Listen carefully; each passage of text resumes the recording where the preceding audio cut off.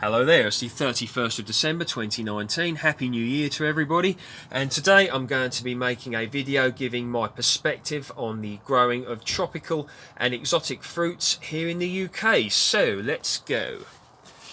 Now we'll start off with the banana plant. This is Dwarf Cavendish. So I'll show you what it looks like. Now you may remember the video which I showed you when I purchased this. So I'm going to be linking a load of videos down below, okay, of when things arrived, unboxing videos, mature specimens of things I'm going to be showing in this video. So if you want, after this video or now, whatever, check out that list and hopefully you'll find some videos there and you can see a bit of mature specimens of whatever, maybe for a bit of inspiration. So there we go. So that is the Dwarf Cavendish banana, and I'm quite happy with how it's coming on.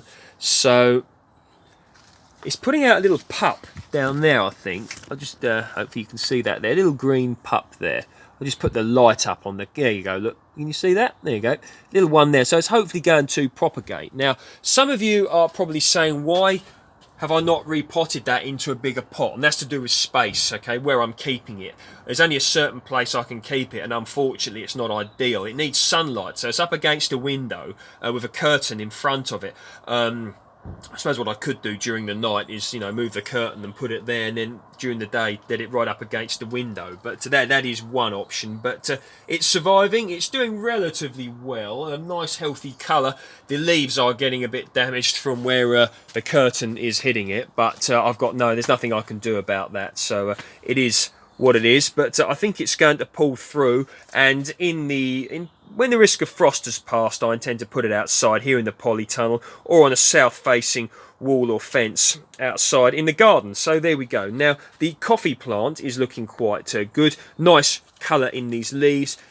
The newer leaves are of a paler colour, as one would expect, and they don't feel as tough. But that's what one would expect. So neither of these will take freezing temperatures, okay? It'll destroy them, it'll kill them, alright? So they need protection.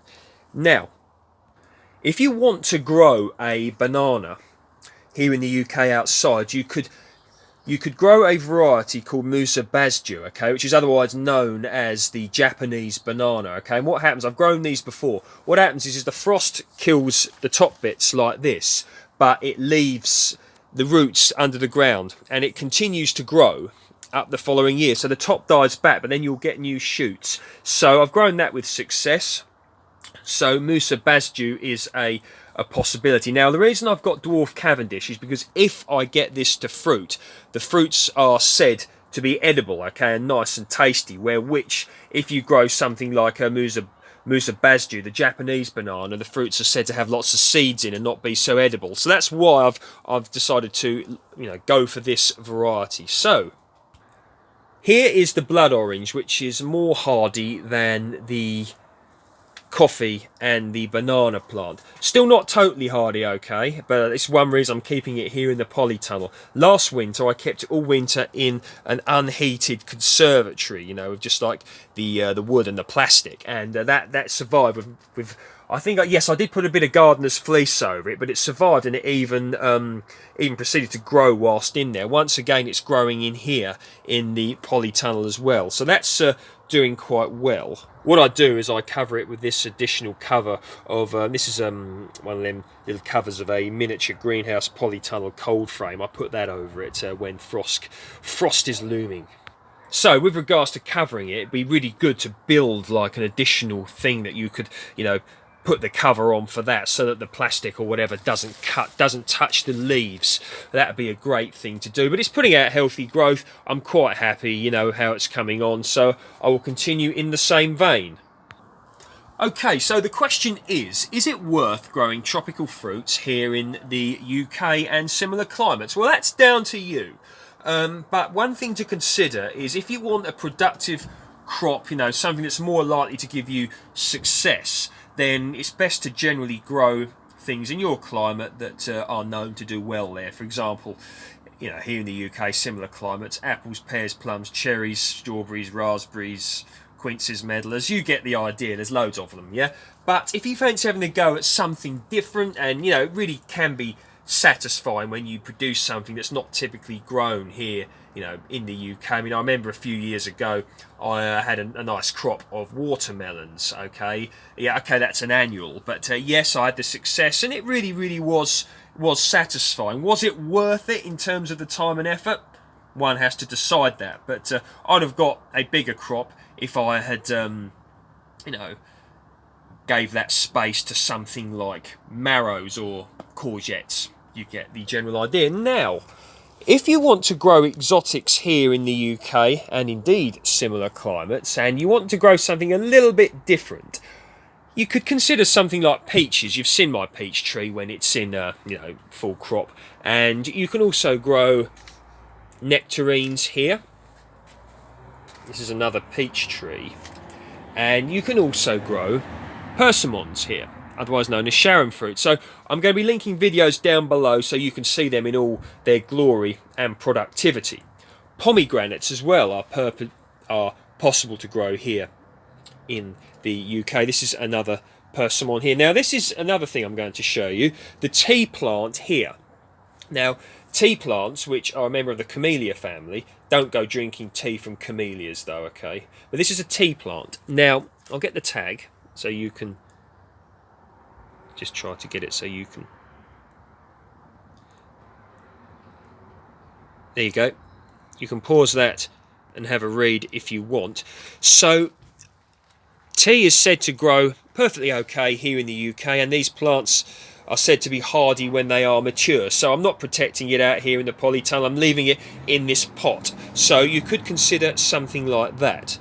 I certainly know it's highly more likely that I'm going to be growing tea here in the UK than coffee with regards to productivity.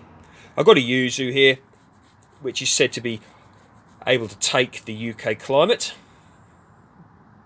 down to -10 degrees C. And of course grapevines as well. Now there is a huge misconception that you can't grow grapes here in the UK, but you can. I've got playlists on it, other people have got loads. There's loads of information out there on growing grapes here in the UK. Another grapevine here, Lakemont seedless, and you can see here these are blueberries. I've got two different varieties here.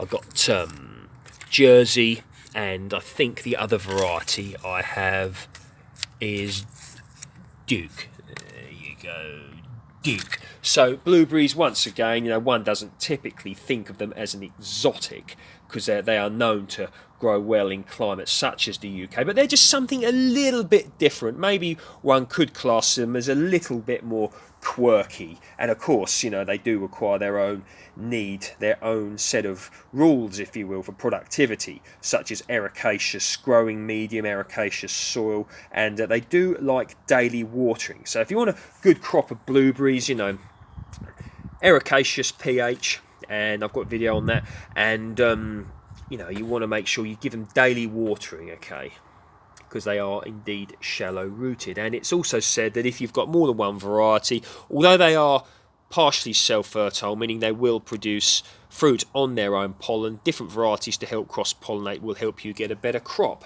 So there we go.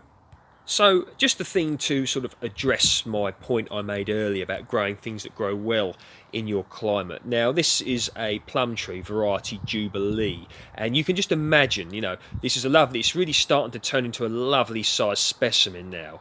And of course I will mention it's deciduous, you know, which is why it looks like you know, a big load of twigs at the moment. Okay, the leaves are off, but it will leaf out beautifully in the spring and hopefully give me a lovely crop. But if you look at this, for instance here, look, from where my thumb goes all the way to here, this is the growth that this has put out during the previous growing season.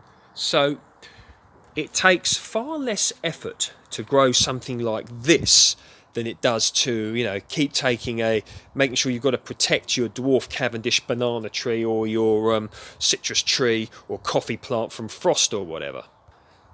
And here, a pear tree, variety Concord. Once again, good reliable crop year after year. Leave it in the ground, tied to the stake, produces lovely, no problem whatsoever.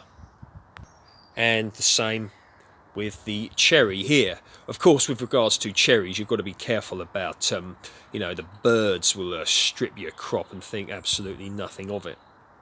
Something like gooseberries as well, okay, they are a little bit, they're very much traditionally grown here in the UK, of course they are, particularly in the olden days, if one will, which I still find incredibly hard to understand why they're not grown more commonly, because they grow very well here in the UK. They're a delicious tasting fruit. I like them particularly when they're a little bit sharp. They grow well, you can propagate from them. You know, they're just a brilliant thing to grow, but a lot of people don't even know what they are anymore, and I find that strange. But once again, they grow very, very well here, and you can get huge crops off of them. You know, you've got currant bushes, red currants, white currants, black currants like this one, raspberries.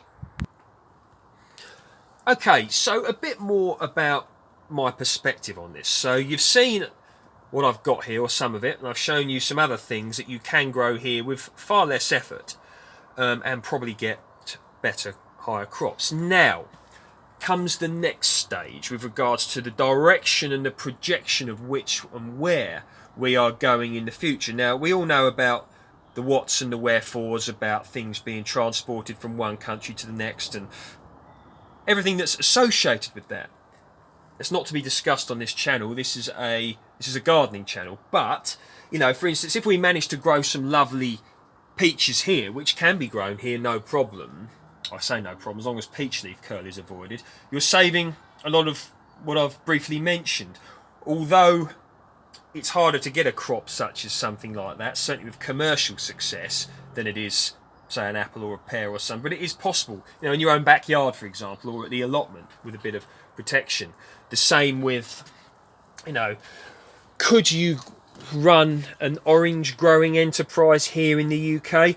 You probably, you know, if you had the money to get everything really, really going, you know, you'd have to have heated greenhouses, probably heated polytunnels, and of course then that cost would get passed on to the consumer. Would they be willing to pay for it? You answer that question yourself. If we grew a lot more grapes here, would they reach the size, the sweetness, the sugar content and the taste of what can be grown abroad because of the different climate? Once again, ask that one. But with regard to as things change, as the world changes and as people's needs change, both commercially and as a consumer, do we need to get into, you know, growing things that aren't necessarily guaranteed as much here in the UK, but working towards making it so that it is indeed more possible? I would be interested to know if someone was growing peaches, say peaches or nectarines here in the UK under, you know, in big polytunnels or whatever, so that peach leaf curl wasn't avoided. I can't see how that would be commercially viable because, you know, once again, it will all depend on whether the customer is willing to pay the extra price of that crop and the protection it needs and this, that and the other. I don't know. Anyway, there we go. So that's a bit of my perspective. This video's went on a little bit longer than I expected it to, but I think, you know, certainly as a good laugh and a bit of fun at home, if you've got the time, you know, to dedicate to it and you fancy having something a little bit quirky, yes, I think it is worth growing, you know, tropical and exotics here in the UK, but just don't expect 100% of the success or as much likely success as you would growing things here of that one would normally grown here, more ideally suited to the climate. So if one is going for max productivity for the lesser effort involved, I would say don't go for exotics, you know, go more for tried and tested stuff here in the UK, like what I mentioned earlier on. But if you're willing to sort of, you know, put your chips in the air and let them fall where they may, have a go at exotics. But of course, over a period of time, you may decide to do like what I've done and have a combination of the two, of the difference. You know, I've been working to get my bases covered with regards to, you know, stuff that's more guaranteed, whilst bringing alongside it some more exotic things. But of course I've built up to this, and it's took a lot of time, a lot of effort. And you may remember the failure with the mango tree, totally my own fault. Poor thing died because I left it in the unheated polytunnel, sorry, the unheated conservatory last year. So there we go. Now, if you like my work, please feel free to like, share and subscribe. Sorry if this video's gone on a bit too long, but as I've been making it, there's a lot more to cover. Dan_Home Gardens on Instagram. See you next time.